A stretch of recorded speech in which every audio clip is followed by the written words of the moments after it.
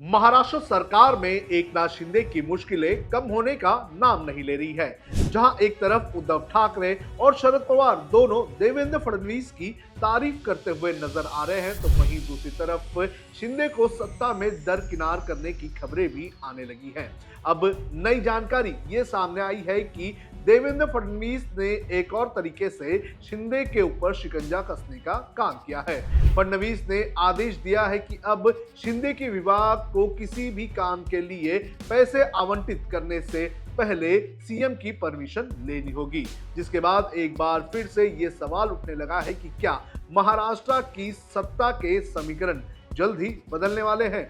आज इस वीडियो में इसी की चर्चा करेंगे। नमस्कार, आप देख रहे हैं लोकमत हिंदी। मेरा नाम है सोनू कनौजिया। महाराष्ट्र की राजनीति इन दिनों दिलचस्प मोड़ ले रही है, जहां एक और बीजेपी और शिवसेना यूबीटी में बढ़ रही नजदीकों की चर्चा जोरों पर है, तो वहीं शिंदे के साथ बीजेपी के रिश्ते तल्खी के संकेत देते हुए नजर आ रहे हैं। अब सूत्रों के हवाले से मिली जानकारी के मुताबिक महाराष्ट्र सरकार ने शहरी विकास विभाग के सभी प्रमुख योजनाओं और परियोजनाओं के लिए अब मुख्यमंत्री देवेंद्र फडणवीस की मंजूरी लेना अनिवार्य कर दिया है। ये विभाग डिप्टी सीएम एकनाथ शिंदे के पास है। सूत्रों के मुताबिक मुख्यमंत्री देवेंद्र फडणवीस ने एकनाथ शिंदे को झटका देते हुए शहरी विकास मंत्रालय के फंड आवंटन पर अंकुश लगा दिया है। अब फंड आवंटन के लिए उन्हें सीएम फडणवीस की इजाजत लेनी होगी। माना जा रहा है कि इस कदम से उप मुख्यमंत्री एकनाथ शिंदे के एकाधिकार को रोकने का प्रयास किया जा रहा है। दरअसल आगामी स्थानीय निकाय चुनाव में बड़ी कामयाबी हासिल करने के लिए एकनाथ शिंदे पूरा जोर लगा रहे हैं। चर्चा है कि एकनाथ शिंदे अपने सभी पार्षदों, विधायकों और अपने स्ट्रॉन्ग होल्ड वाले नगर पालिका को मजबूत करने के लिए दिल खोल कर फंड का आवंटन कर रहे थे।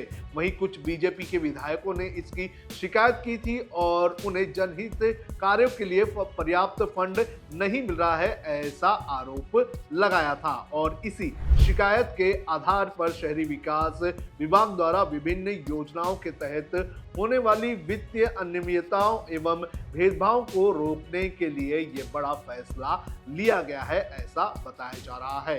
इस फैसले का उद्देश्य विभिन्न निगमों, नगर पालिकाओं और विकास योजनाओं में पारदर्शिता लाना और धन के वितरण में सभी पक्षों को न्याय संगत अवसर देना बताया जा रहा है। आगे की सभी सरकारी योजनाओं और फंड आवंटन के फैसले मुख्यमंत्री के निगरानी में भी होंगे, ऐसा बीजेपी के सूत्रों का कहना है।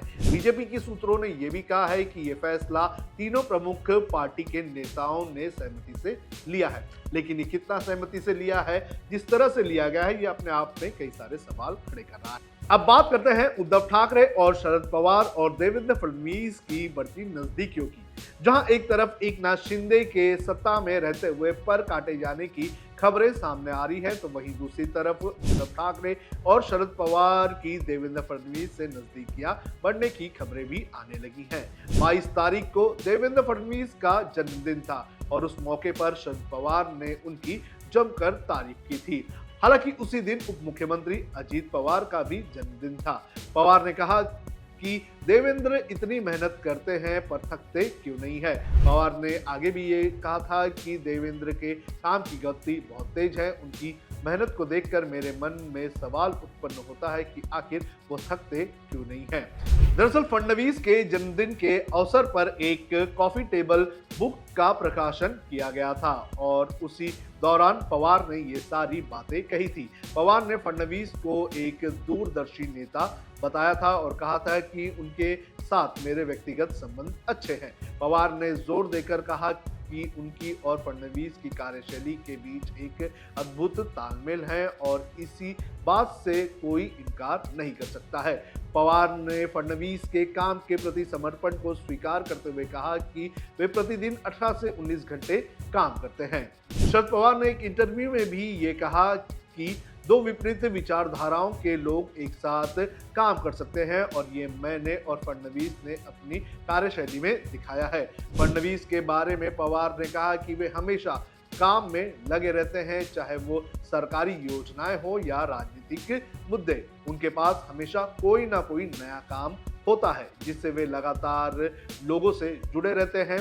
उनकी महाराष्ट्र के शासन और प्रशासन पर मजबूत पकड़, तभी तो मुख्यमंत्री रहते हुए और उप मुख्यमंत्री के रूप में भी प्रशासन पर अपनी मजबूत पकड़ उन्होंने बनाए रखी। वहीं दूसरी तरफ पिछले हफ्ते जब महाराष्ट्र सरकार का मॉनसून सत्र चल रहा था, तो उसी दौरान देवेंद्र फडणवीस और उद्धव ठाकरे के बीच हफ्ते के बीच लगभग 3 मुलाकातें हुई। ये मुलाकातें हंसी हंसी में उद्धव ठाकरे को सत्ता में आने का न्योता देने के बाद हुई थी।